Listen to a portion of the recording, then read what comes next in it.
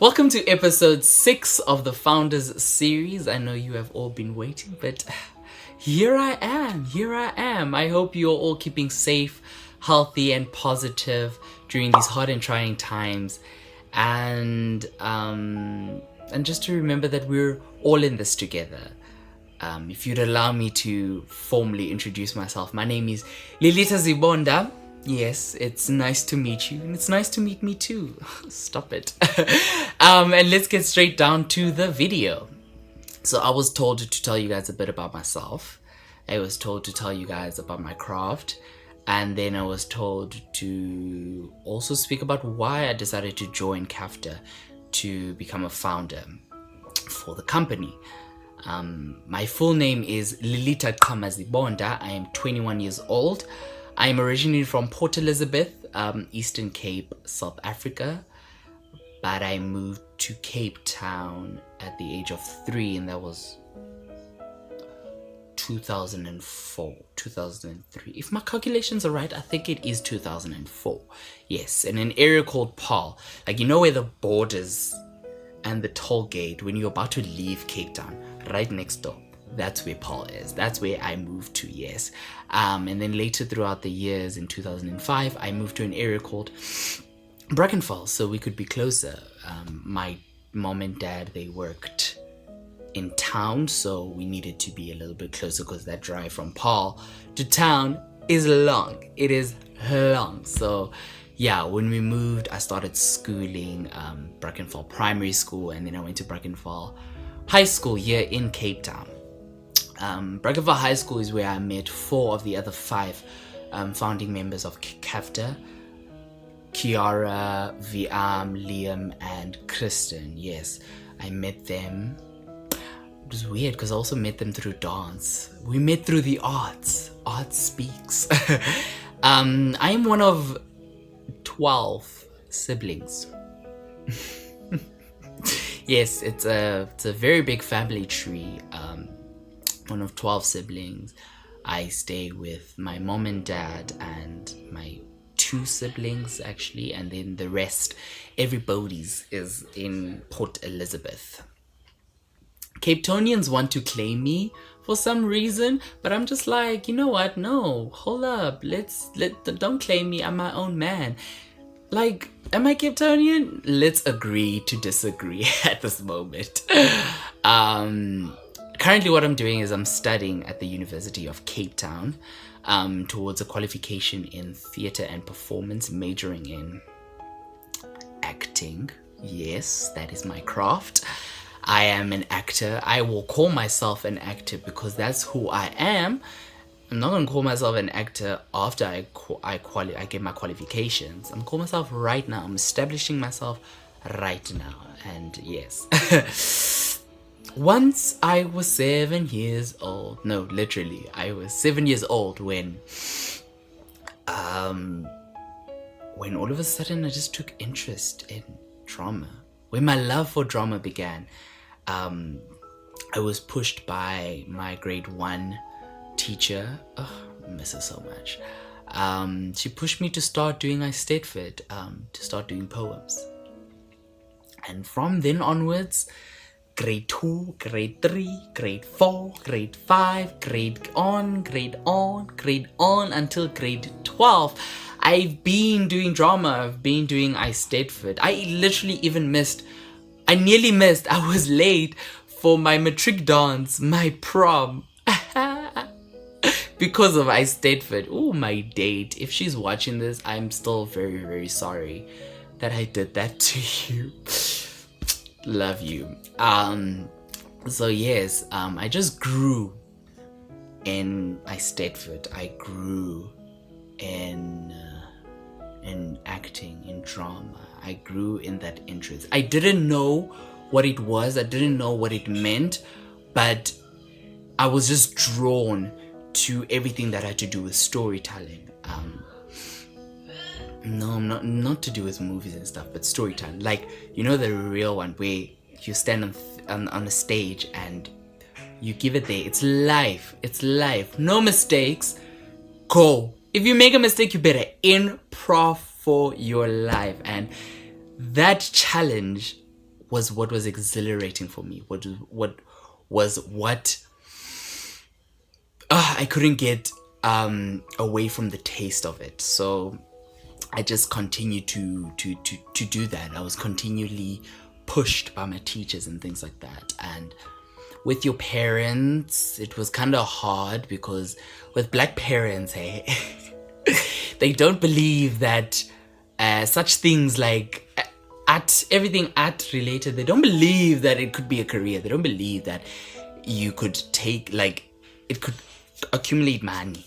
And why they don't believe that? Because they want money. When they're old, they want you to provide for them and for your kids and for their kids and for your kids as well. So if you can't provide, get your act together. Please get your act together. There's doctor, there's lawyer, there's engineering, some things to do with maths. And I was like, that's not me. That is not me. As much as I love you guys, but that is not me. And it took years for me to convince them. It took a performance for me to convince them. Literally, May 2017, that's when they were convinced that, okay, shut up.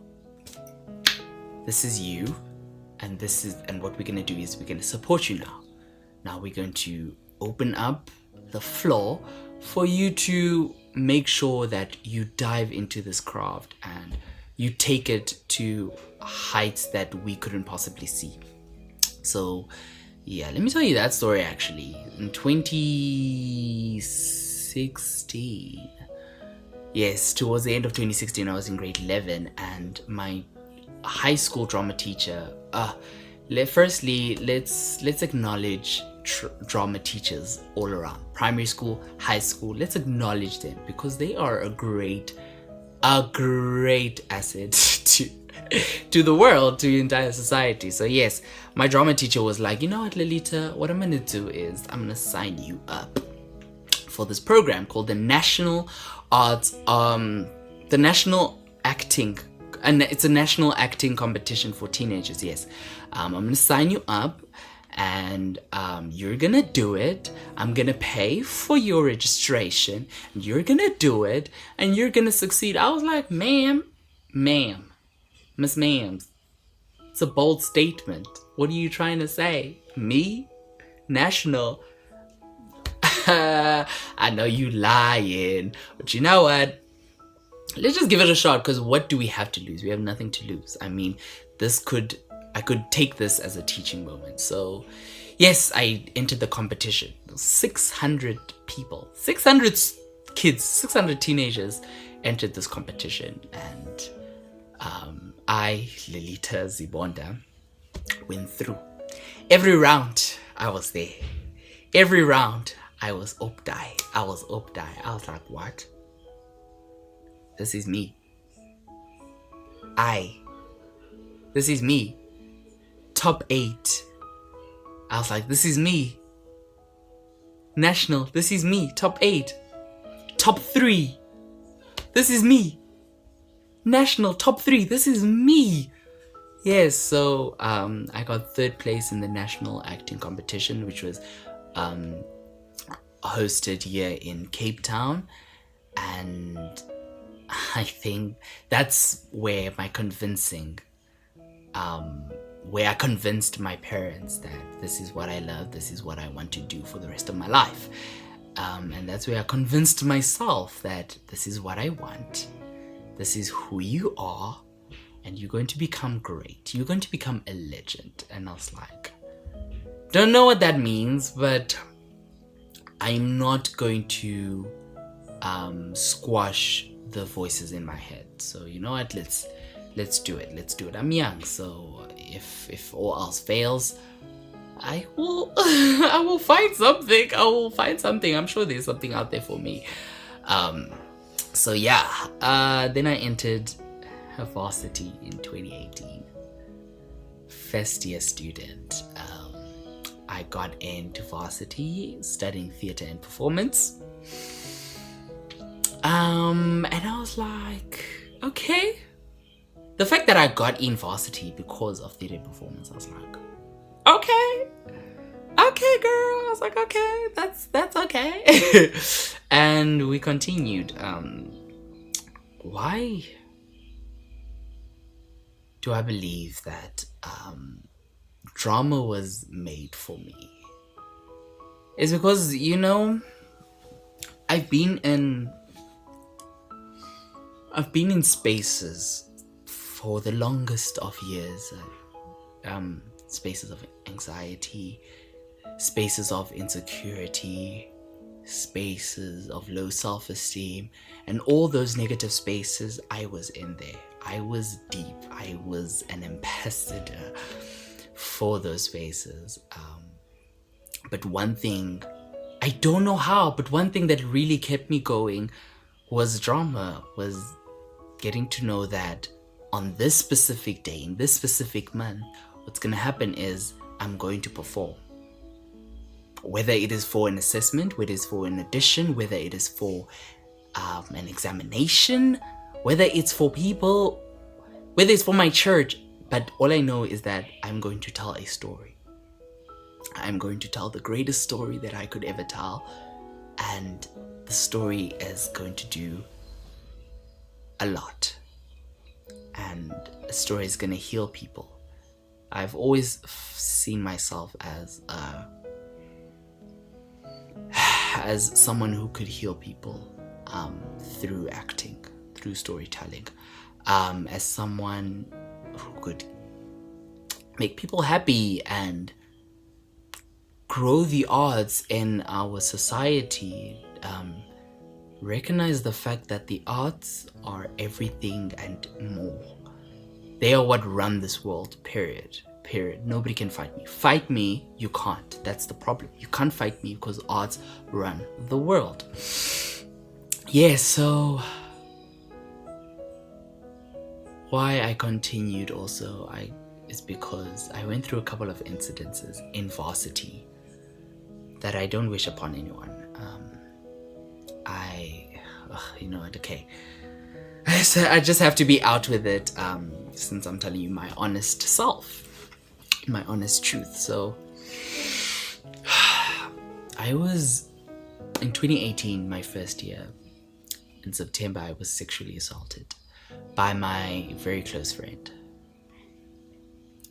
2019, I was raped.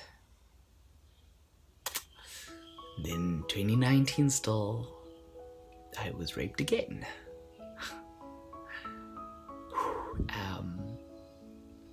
And things began to tumble down for me. Things really began to tumble down.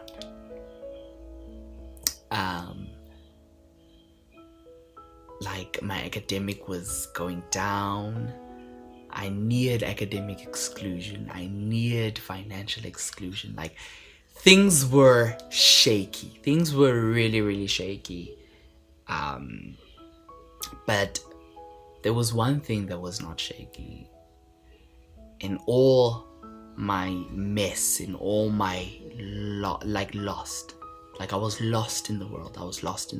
And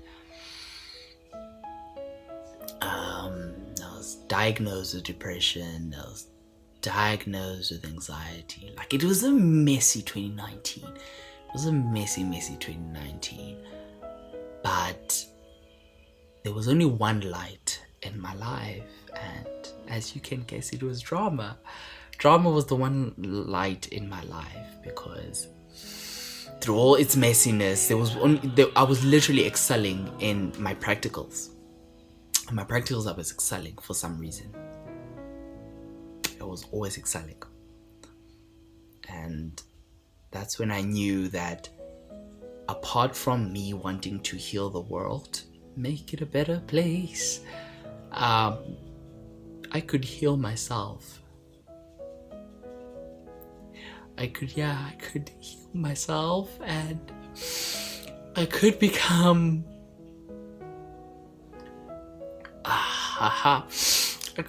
the greatest. The idea that was planted in my head about drama, about acting, was for a reason. It was destiny. It was truly, truly destiny. And Can't believe it took those incidences in order to understand it, but you know what? I don't regret anything. I don't regret anything. Instead, I look forward. So yes, I'm so sorry. So yes, that is what drama did for me. It healed me. Drama took me to heavenly places. Drama became my friend. Drama became my partner. Drama became the place where I found God, where I found my spirituality. And it's especially hard to find spirituality because being gay also is another part where it's another mess, and at the same time you have parents who are extremely religious, extremely homophobic. So those spaces didn't just come out of from nowhere. The spaces that I was in, those negative spaces, didn't just come out of nowhere. They came from a place of not really receiving love, not receiving conversation that I deserved, not receiving just so many things. I didn't receive that, and not only from home and my parents, but from the outside world. I was searching for it. But also really understanding that I didn't have to search so far, because I had acting, I had drama. I was one true area of my life. Yes. Yeah. Okay. Sorry. But yeah. So that's my craft. That is why I know that I'm deserving. And not only deserving, I know that I am soon to be the greatest storyteller. One of the greatest storytellers to come after people like John Kani, Winston Jonah, Percy Mtwa, Mongeni Ngema, create stories also like Ethel Fugard, Barney Simon, those sorts of people. Yes, and the people even we have currently, Bongi yeah, so sorry for kind of forgetting his name a little. But there's so much gap and so much space for specific theater, and theater that resonates to who I am. And like take for example Inxeba. That was so relatable. I am Xhosa. I went through that initiation. I am gay at the same time. And everything that happened in the movie is so relatable. I can relate to it in 1,000 folds. And there's even deeper connections to that, because at the same time, my initiation was very Christian. So my parents thought they could cure my homosexuality through that. But I learned to make them understand that, listen, if you are so godlike, then you need to understand that God is love, God is forgiveness, God is peace, God is acceptance. That's my God. And that's who I found through acting. And that is why I choose to continue to do acting every single day, is because I know that there are similar stories, even greater stories and lesser stories like this, with people who are finding art to be their escape zone, their healing zone.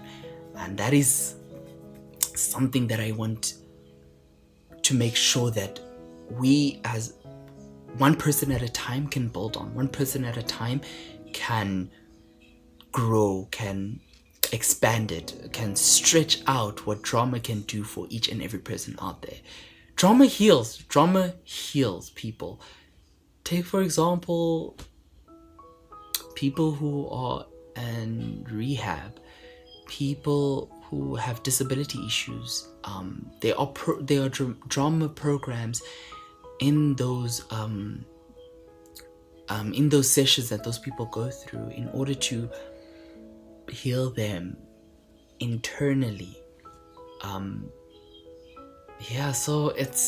So that's why I will continue choosing drama. I'll continue doing drama, and I know that there is a space for me in the world to become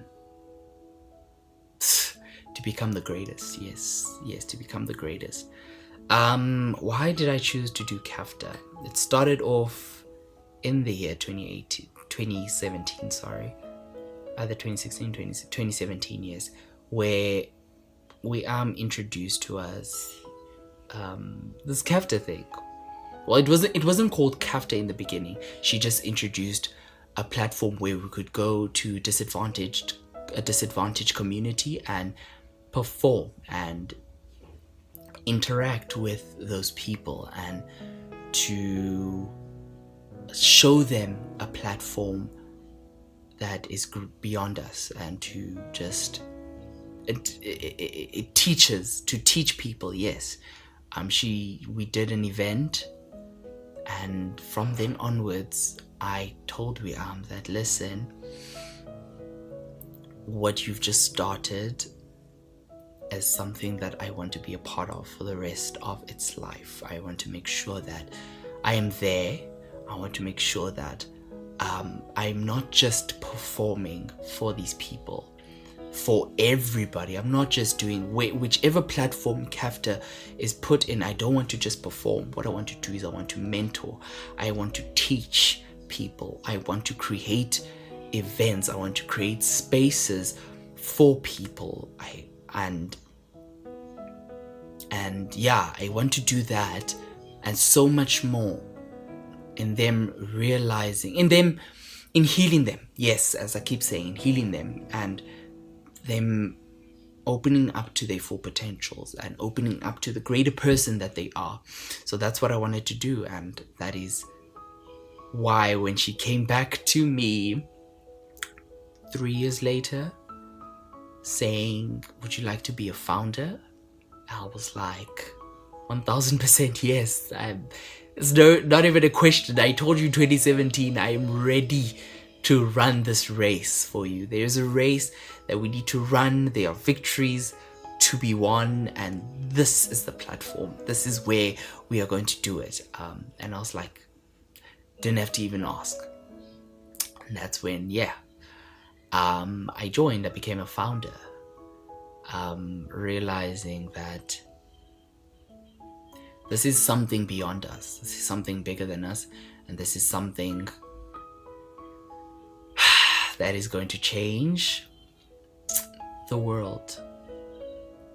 One person at a time, one community at a time, one nation, one country at a time, one city at a time, one continent at a time. Yes, like, this has its greatest power. All we need to do is just to show up for it.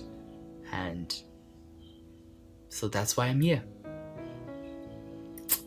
That is why I am here. And that is my story, ladies, queers, and gentlemen. I just want to make sure that yes, that is my story.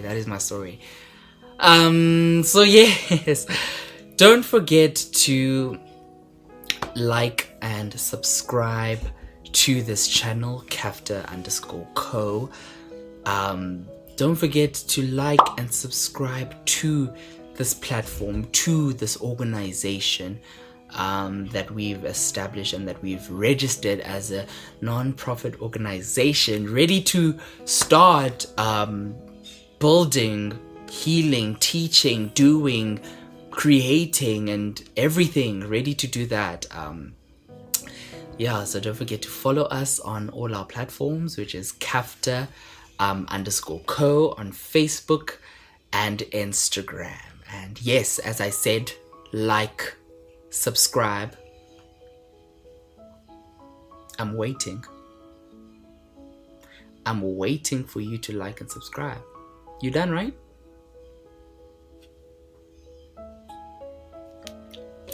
Wonderful. So yes, that is it from me, Lilitha Zibonda, founder of CAFTA Company, and I wish everybody who watched this well, and I hope that this has touched your heart as much as it's touched mine, and I hope that you go on and see all my other colleagues' videos and their stories, and yeah, let's do it all together. CAFTA needs a community. It needs you. It needs it needs you. Yep, that's me. So yeah, keep well, keep safe, healthy, and keep positive.